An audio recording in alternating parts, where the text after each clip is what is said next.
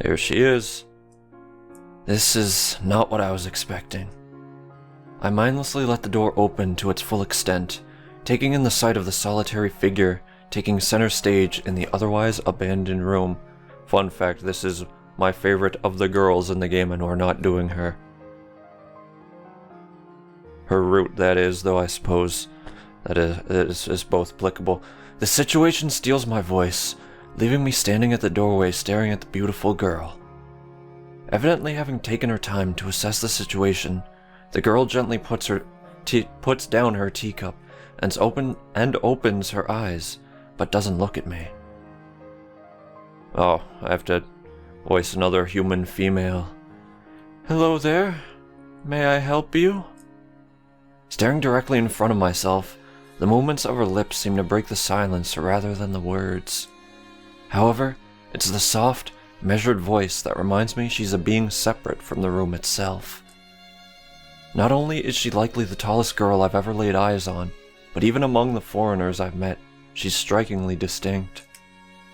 Hi. Sorry for intruding, I was just kind of lost. She takes a moment to formulate a response before speaking. Every action she takes feels as if it's carefully choreographed. Beforehand, I have trouble with words. Care to take a seat? I gotta decide on a more specific voice for her. When I'm reading voices such as this for the channel, I've found it's easiest to think of an impression of someone I do and do that, but I got nothing for tall, blonde, and handsome lady here. Give me a sec. Screw, let's go with that weird granny thing I was doing before. Care to take a seat? Unexpected, considering that I'm intruding upon her. Thanks. I slowly step towards another seat opposite her, the girl resting the teacup and the saucer on the wooden table in between. The way she doesn't track my movements with her head is telling. That, and the slight cloudiness to her eyes, means she must be at least partially blind, like Kenji. Come to think of it, her voice doesn't have any detectable accent either. I guess she must be half Japanese.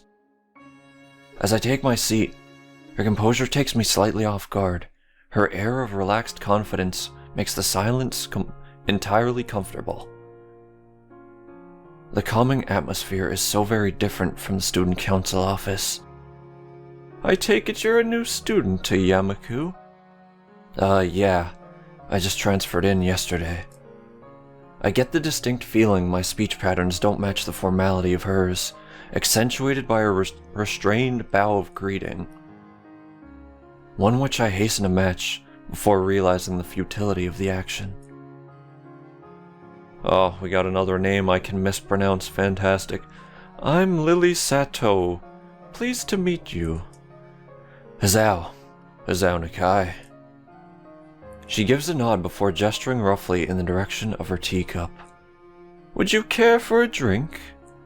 Sure. As much as it pains me, I can't keep step with her formality in the proceedings. You said sure, that's somewhat formal, is it not? You didn't say like, yeah, bitch, give me a fucking tea.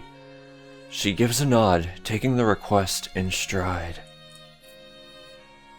Without another word, she steps off the chair and prepares a second cup of tea from a collection of supplies laid out along a shelf. A brush here, a brush there, her left hand often lightly touching the side of whichever container she's pouring into. It seems to be a process she's followed dozens of times before. What a surprise, this woman has made tea at some point in the past. As I lean sideways to see around her back, she seems to use her long, dainty finger to measure the right amount of water in the cup. It's one thing to see the different disabilities the students in my class have, but it's quite another to see how everyone seems to adapt. Now we have to address the Garnecia elephantis in the room. A lovely commenter, person who I don't remember the name of, said to pronounce shiba properly is, what was it, Shizune? Shizune, that's what we're going with. I'm not going to go look again, we're going off that memory. Shizune and Misha have no problem working together to communicate to me, and Lily herself seems to have workarounds for problems I'd never thought of. While I feel slightly guilty about her doing the work, She seems pleased to be following the correct process of the offerer preparing the drink. So, her soft voice brings me out of my silent observance. You weren't saying all that out loud? Which room were you looking for? It's not often this classroom is visited after school. The school library, sorry, I was reading ahead and getting my words crossed as one does. Shizune and me, some classmates, told me it was on this floor. She finishes pouring water into the teacup as she nods, a small metallic tapping coming from the teacup indicating it being stirred. I'm aware of Miss Hakamichi, as are most students. To be with them means you're in class 3-3, no? That's right. In the science room with Muto. Muto? Who cares?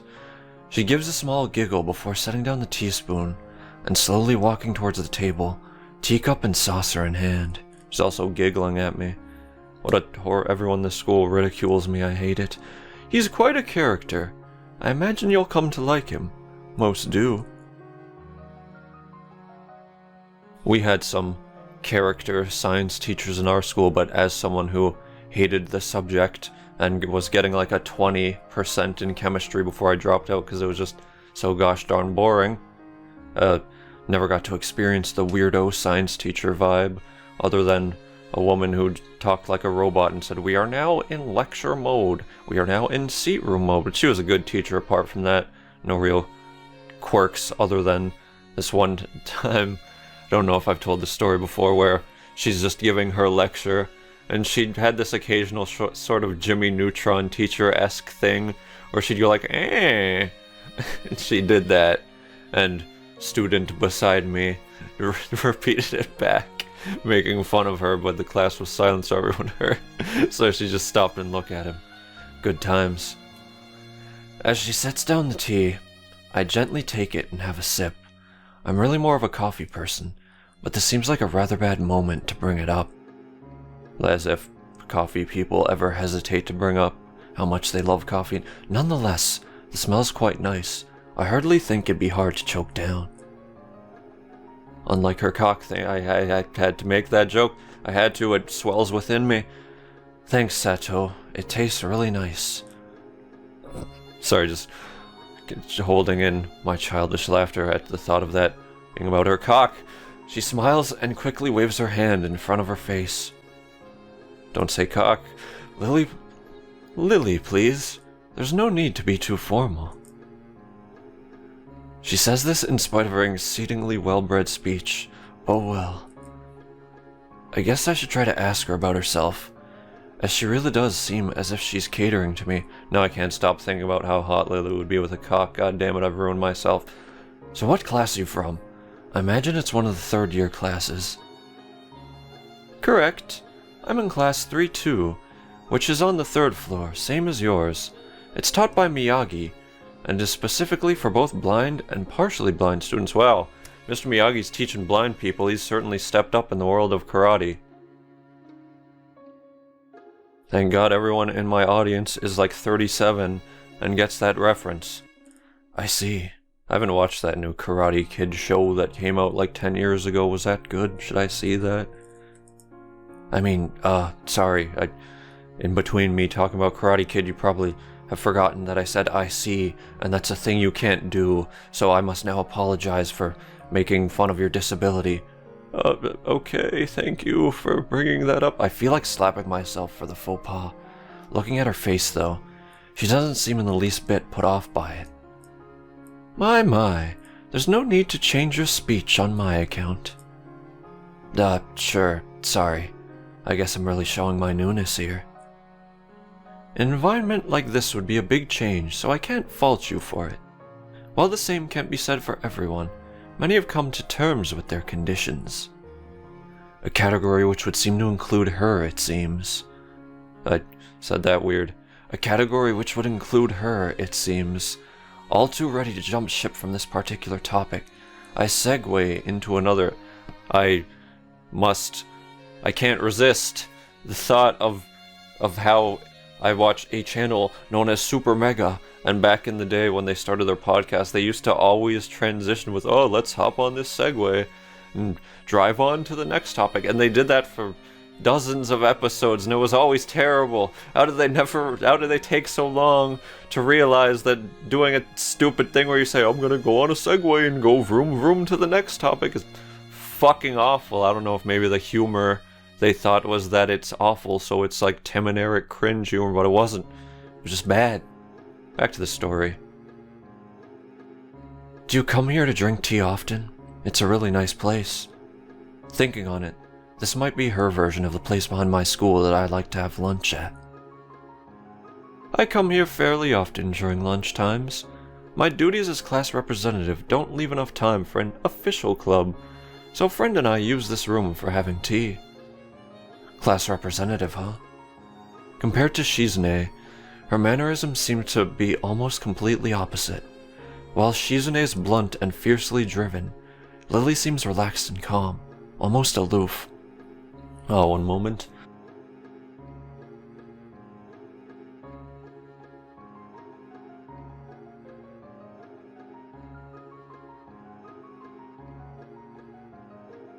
Just wanted to take a moment to give you some of the music. This song, Concord, is possibly my favorite in the game. I think it counts as Lily's theme. It plays every single time she's on screen forever.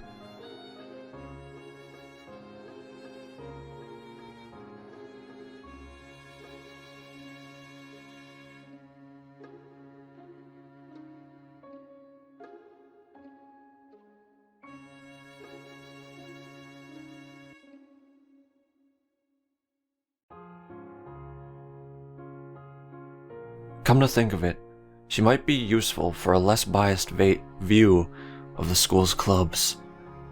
What kind of clubs are there to join? Just firing off that question like your Commander Shepard? The more popular ones are the Track and Field Club, which uses the field near the school during lunch times, the Baseball Club, and the Book Club in a room near the library. There are also numerous small ones too, though, such as the art and music clubs. At a time when I'm just wanting to get on my feet, rushing into a club right away seems slightly unappealing. Well, you should probably go to the track club then. I wonder if the school shares the same rule as my old one.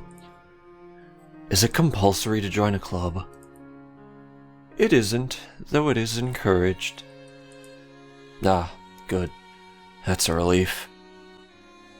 I've really let down my guard around this girl to let such a thing slip out.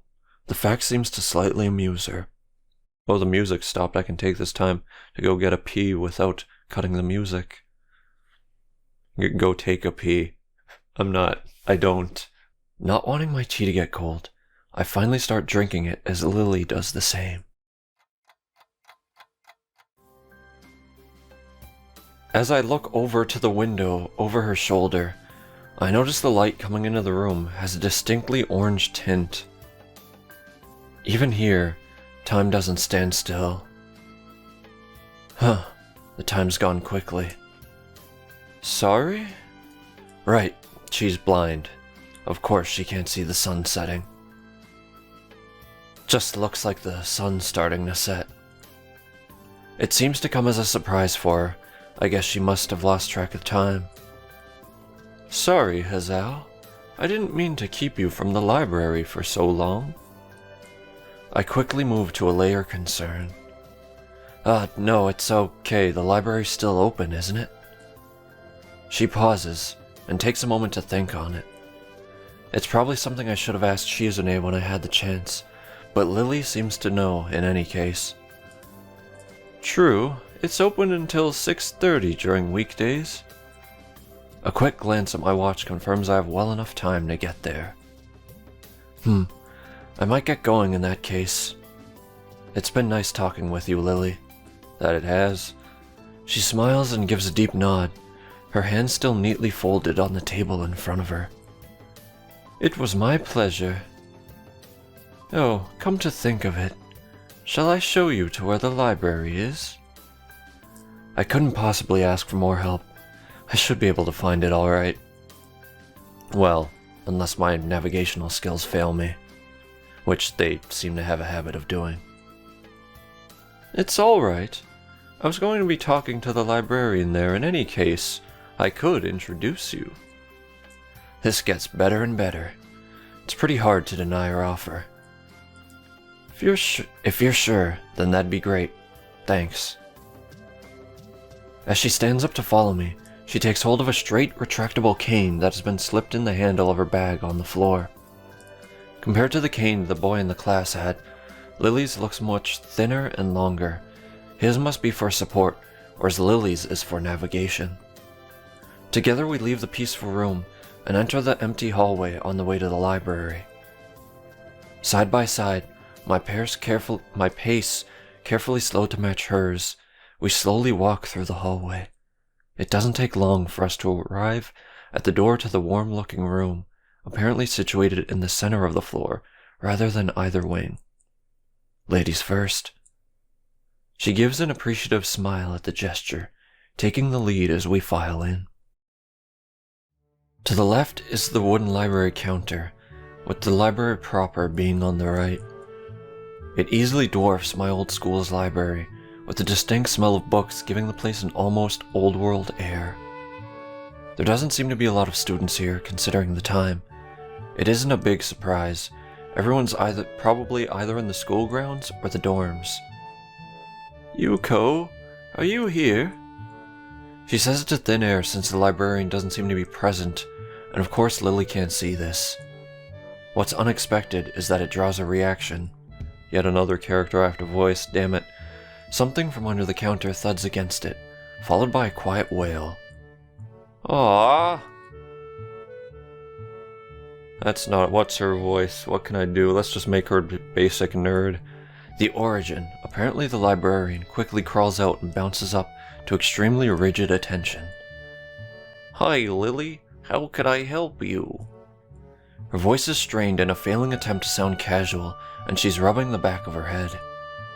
Good afternoon. What happened just now? I heard a strange sound. It's nothing. I just hit my head. See, I dropped an eraser under my desk, and while I was looking for it, a pencil dropped, and when I was looking for both of them, you came by and surprised me. Are you alright? I'm sorry, I couldn't know. It's okay. Sorry for making you worry. This is nothing. I've had worse happen to me. She's quick to reverse Lily's apologies, almost frantically trying to push aside the possibility that she could be in any way inconvenienced by bashing her head on the counter. Yes, worse things have happened, The girl fidgets with her fingers, as Lily doesn't seem to drop her concerned expression, and then she shuffles some papers around the counter for no reason. A little shorter than Lily, replete with glasses, freckles, and a very troubled look, she seems to fit a library perfectly. If you're wondering, no, you cannot go the librarian route. Ah, Lily, did you get my message? As appealing as her voice is. Message? Oh, the 2 imported books that arrived? Right, they finally came. I couldn't believe it took so long, but... Amidst her celebrations, partially for managing to change the topic, I'm sure, she notices me from the corner of her eye and freezes on the spot when she does. Oh no, I'm sorry for not noticing you before. Did you need to check out a book or return one? I'm sorry. The way she can so quickly shift between moods is a little unsettling. If I were a psychiatrist, I would probably guess that it's some psychologist. I would probably guess that she was abused by her parents or other figures in her life. He's with me, Yuko. This is Hazao, a new student. Hazao, this is Yuko, the school librarian. Pleased to meet you. Hazao, right. Hazao. Pleased to meet you, Hazao.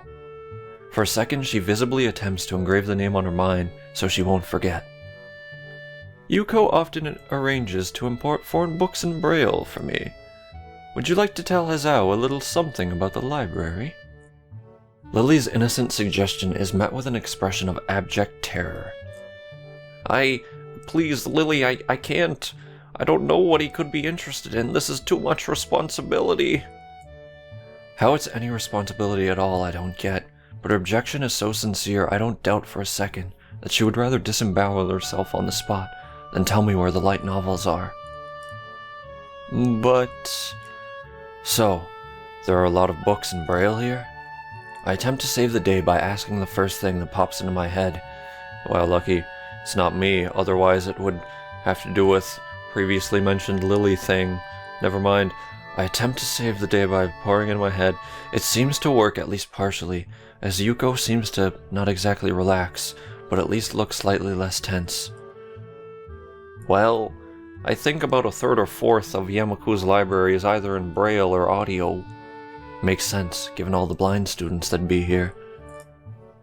If it's only that, how come this library is so big in the first place? Well, we get a lot of new books regularly because the library is adequately endowed. That's probably why. They spend more on new books than on my salary, and then I have to organize and shelve them all. It's so troublesome and they waste so much, I wish I could quit this job. A very awkward silence follows this revelation of too much information. I'll go check the aisles then, if you don't mind. It's probably the best for all of us if she doesn't keep talking to me. Very well. Meanwhile, Yuko, I would have those books if it's all right with you. My first impression was right. The library is surprisingly big. Ambling down the narrow aisles, I study the spines of the books in random order, occasionally sliding one out to read the blurb, taking it with me if it looks good. In a few moments, I have a respectable stack of books in my arms. I guess I'll never be stuck for choice in here. The normality of the library sinks in. Sure, there are large print and Braille books scattered throughout, but it is what it is, a library. It's as if the calm mood from the room I had tea with, Lillian, snuck with us in here, unless it was here to begin with. Something about that puts me at ease, just like before. I reach the end of the aisle and find a collection of desks set up for study or personal reading. Going a little further, though, I discover a nice quiet corner at the back. While the rest of the library has the odd student sitting at a desk or either reading or stealthily sleeping, the back is pretty much deserted. As I glance around, I see someone who I recognize sitting on one of the several beanbags. It's the dark-haired girl from my class, the one who snuck out of the classroom earlier. She's reading a book, keeping it close to her face, which makes her look like she's really into it. Actually, she's looking like she's really into me. From the way she was acting today, I had her pegged as more of a delinquent than a bookworm. Why am I infinitely drowning in perverted thoughts? Someone help, please. In fact, her mysterious disappearance from the class raises all sorts of whys in my head. Intrigue floats slowly but surely towards the surface, and before I know it, I'm walking towards the mysterious long-haired girl. I guess there's no harm in introducing myself as I would with anyone else. She's a classmate, after all. Walking over to another beanbag, I take a seat and lay my books beside it. The girl starts, looking scaredly up at me from underneath her fringe. This is the first time I've seen her this close. Underneath her long, dense bangs, I can see that part of her face, at least a third if not half, is pretty badly scarred. My eyes are immediately drawn to the scars, subconsciously peeking past her hair until they meet her own eyes. For a second, I'm shocked, and divert my eyes to the book in her hands, before I realize that looking away probably only makes it worse. It takes too many seconds to collect myself and remember what I walked up to her for. Now this is another points moment. If you say I'm sorry, I didn't mean to startle you, that's what I suppose would be the technical right choice, and give you point towards this girl here, and also point towards Lily, but we're not going for either of them. So we're going to be a complete socially inept dickwad and say, "Hi, I'm new here. I'm Hazao Nakai. We're in the same class. I love you. Will you marry me?" And then he says that, met by applause and Sheldon saying Bazinga. I just transferred here the other day. Maybe you don't remember.